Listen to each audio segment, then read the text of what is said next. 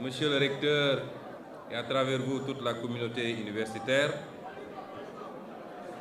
chers étudiants, chers invités.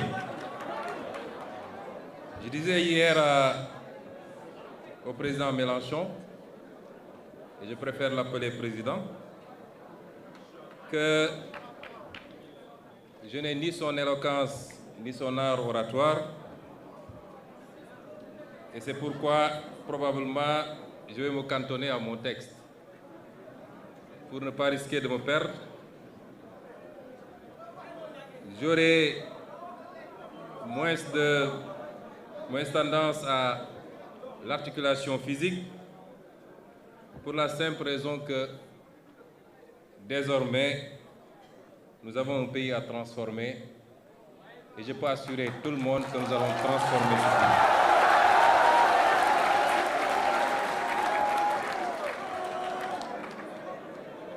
Je vous le dis avec d'autant plus d'assurance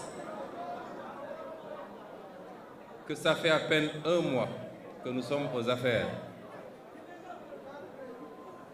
Un mois de travail intense, mais ce rythme de travail se poursuivra pour les 60 prochains mois, Inch'Allah. Un travail qui nous a permis d'évaluer l'ampleur de la tâche, mais également l'ampleur des dégâts qui ont été causés. Mais un mois qui ont fini de nous convaincre, plus qu'on ne l'était avant d'arriver au pouvoir, que rien ne nous sera impossible.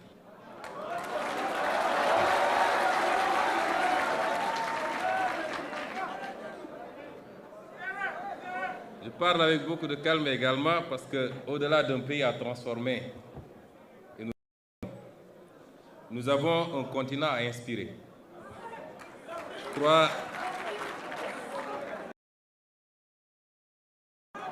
Je crois que nous l'avons jusqu'à présent inspiré dans le parcours en tant qu'opposant politique. Il nous faut inspirer ce continent désormais. Ces responsabilités qui nous ont été confiées, œuvre utile pour le peuple sénégalais. Je me joins à vous dans la défense de la cause palestinienne, massacrée dans l'indifférence totale de toute la communauté dite internationale. Le Sénégal a toujours eu une position et continue à la maintenir, et ce n'est pas le comité pour la défense des droits inaliénables du peuple palestinien.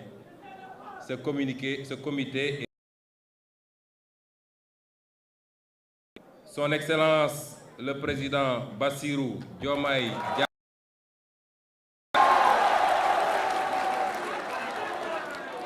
a réitéré cette position sans ambiguïté du Sénégal lors du dernier sommet de l'OCI qui s'est tenu à Banjul. Je voudrais à ce niveau faire une précision. Vous savez qu'il est inscrit dans les statuts de notre parti que tout membre du parti qui serait élu président de la République démissionne de ses fonctions dans le parti. Ce que le président Bassirou Diomaye Faye a fait. Je crois que jusqu'à présent, tout ce qu'on a fait ensemble, les conférences calls qu'on a organisées entre votre formation politique et la nôtre, ont été co-animées par le président Bassirou Diomaye Faye et moi-même. Il aurait bien voulu être dans cette salle avec nous, mais vous comprendrez bien que ces fonctions et surtout l'engagement statutaire que nous avons inscrit dans les statuts de notre parti l'en empêche.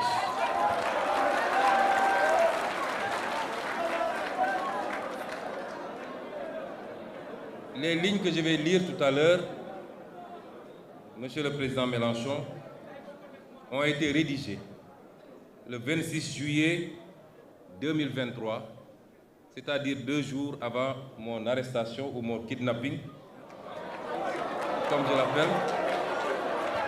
Et ces lignes avaient été partagées avec deux de nos collaborateurs, notamment Maître Bamba Sissé, un de mes avocats, mais également extrêmement important dans notre lutte, Monsieur Juan Branco.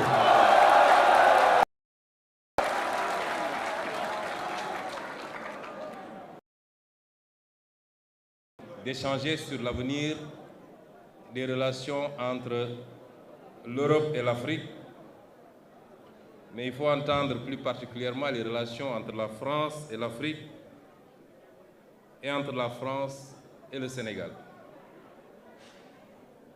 Les liens qui unissent nos continents sont empreints d'une histoire complexe, façonnée par des récits entremêlés de souffrances et d'aspirations. Il est très difficile de parler de l'avenir sans faire de temps en temps quelques incursions dans un passé qui n'est pas forcément reluisant. L'Afrique, berceau de l'humanité, a été trop souvent le théâtre d'une exploitation injuste, dictée par des intérêts extérieurs. Aujourd'hui, nous nous trouvons à un tournant décisif où la nécessité de réévaluer ces schémas historiques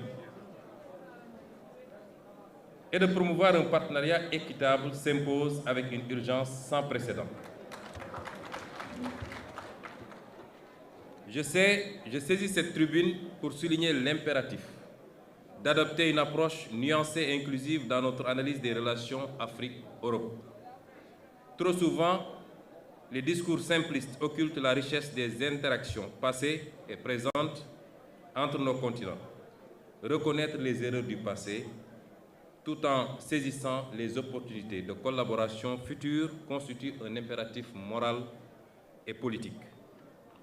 Nous devons également faire preuve de clairvoyance face aux défis contemporains qui jalonnent nos échanges intercontinentaux. Des enjeux cruciaux tels que la migration, le commerce équitable, sans oublier la problématique des accords de partenariat économique, la lutte contre le racisme, la sécurité, le transfert de technologies et la lutte contre le changement climatique requièrent une approche concertée et résolue, et seule une volonté commune de dialogue et de partenariat authentique permettra de surmonter ces défis et de construire un avenir meilleur pour nos peuples. Cela, Monsieur le Président, suppose un dialogue franc, fondé sur le respect mutuel et la reconnaissance des aspirations légitimes de chaque nation à la souveraineté et au développement durable.